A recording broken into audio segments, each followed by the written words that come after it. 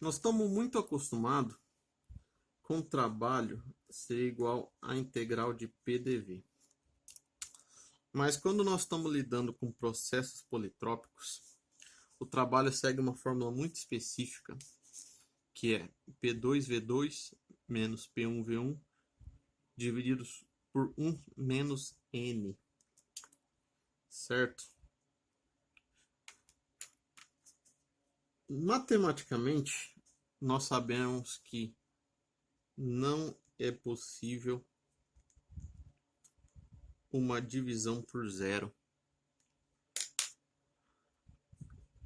Essa indiferença vai falar que o n ele pode ser qualquer coisa. Ele só não pode ser 1. Porque se ele for 1, o denominador vai dar zero, o que não é possível matematicamente.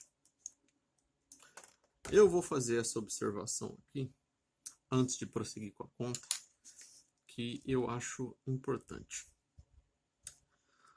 E no caso de n igual a 1, o que acontece? Eu acabei de citar que por ser politrópico, ele já é diferente. No caso do n igual a 1, o trabalho, que era a integral de PDV, o que acontece com ele? Nós não podemos esquecer que sempre vai ter limite de integração. No caso de processo politrópico de n igual a 1, ele vai ficar PV, limite de integração de 1 para 2, então fica logaritmo neperiano de V2 sobre V1. Aí você pergunta, mas aqui vai ser P1, vai ser P2, vai ser V1, vai ser P2. A vantagem do n igual a 1 é que a vida fica muito mais simples. O n igual a 1, ele permite que essa relação de P2 e V2 sejam constantes. Por quê? Porque o produto entre eles é igual. Então, quando chegar aqui, você pode substituir tanto P1V1 quanto P2V2. Então, a fórmula ela abre em dois caminhos. Ela abre em P1V1 ln V2 sobre V1, ou ela abre em P2V2 ln. Dentro do parênteses continua a mesma coisa. Por quê? Porque o logaritmo neperiano ele está vindo dos extremos da integral, dos limites de integração. Então, dentro do parênteses, sempre é final sobre inicial. Isso aqui é o trabalho de 1 para 2. Isso aqui também é o trabalho de 1 para 2. Por que eu estou falando isso? Porque em alguns casos vai faltar informações ou sobre o estado 1 ou sobre o estado 2. Se faltar informação sobre o estado 2, a gente vai lá e usa P1 e V1. Se faltar informações sobre o estado inicial, sobre o estado 1, a gente vai lá e olha para o final e pega as informações de P2 e de V2. Ambos vão resultar em trabalho na unidade quilojoule. Por que eu estou destacando a unidade? Porque um vídeo atrás a gente chegou nesse seguinte problema. Como que nós vamos colocar Vzão 1 se nós não temos o M? Nós temos o Vzinho, mas não temos a massa. Então, de que adianta? Para corrigir isso, a gente vai vir aqui nessa fórmula de processo politrópico. Lembrando que a gente está trabalhando com N igual a 1,25. A gente vai fazer o quê? Trabalho de 1 para 2. Nós vamos dividir os dois lados pela massa. A gente pode fazer isso. Por quê? Na matemática, tudo que é feito de um lado da equação pode ser feito do outro lado da equação. Vamos dividir pela massa aqui na esquerda e dividir pela massa na direita. Vamos copiar a equação e ver o que acontece. Vamos bem devagar para todo mundo poder entender. Esse 1 sobre m, ele vai cair aonde? Ele vai cair embaixo. Ele está embaixo, ele vai cair embaixo. Vamos tirar ele daqui. Vamos colocar ele aqui já.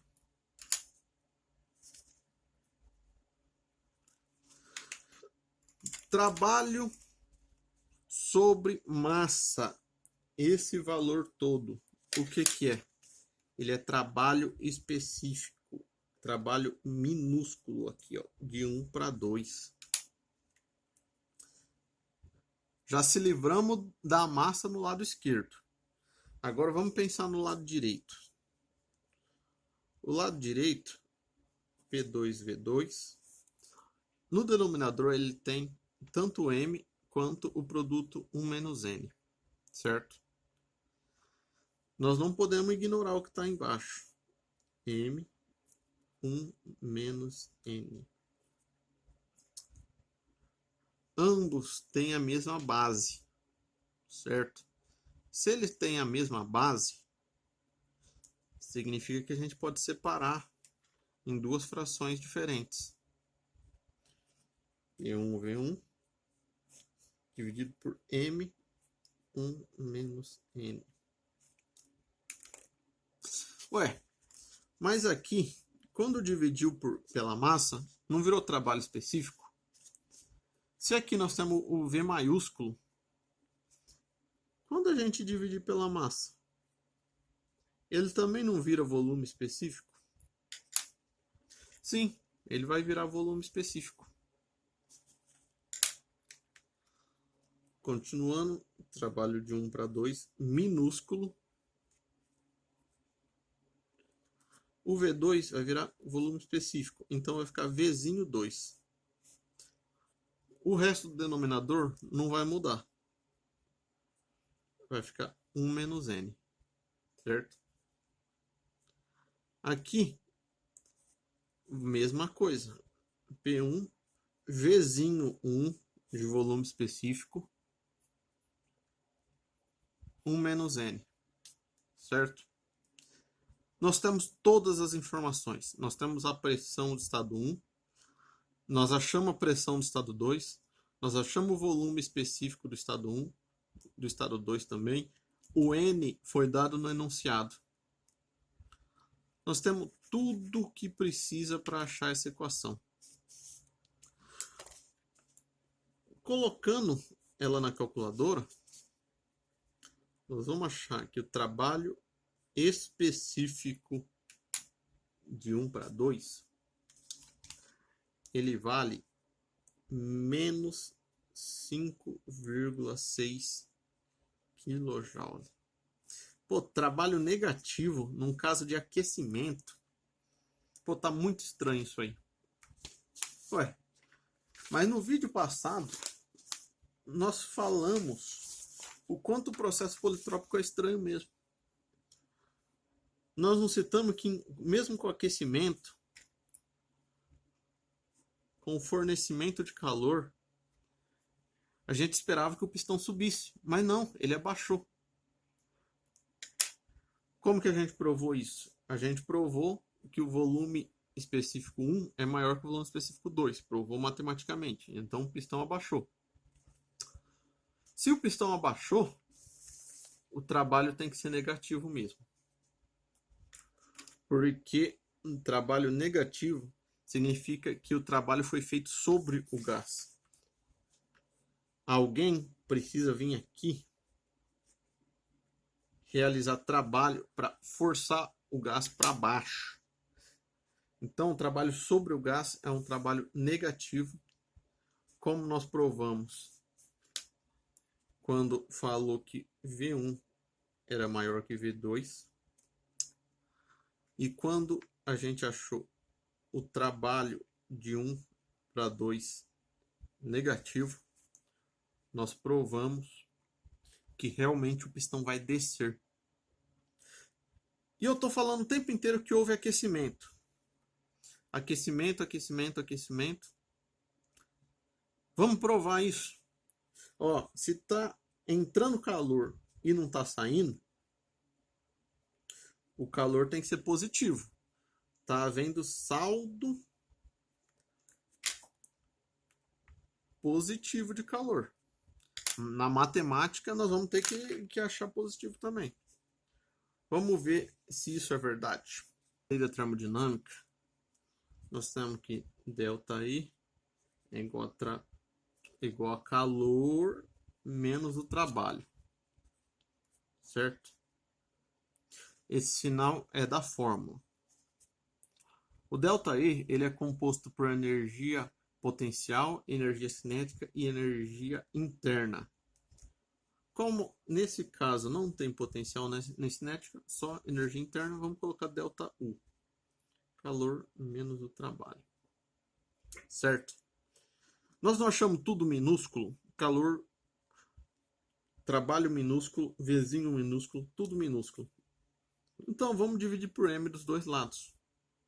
Então aqui fica ΔU minúsculo, calor minúsculo, menos o trabalho minúsculo. Como que eu acho esse U minúsculo? Ele segue a mesma coisa do volume específico. É Uzão vezes M. Desculpa, Uzão sobre M. Isso aqui é o volume, é a energia interna específica. Então, reescrevendo a equação, fica Uzinho sobre M. Aqui, estado final igual a o 2, estado inicial o 1. Calor de 1 para 2, menos o trabalho minúsculo de 1 para 2. Minúsculo.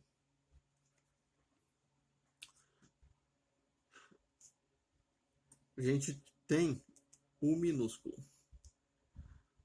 Só que esse U minúsculo tem uma jogadinha, um segredo.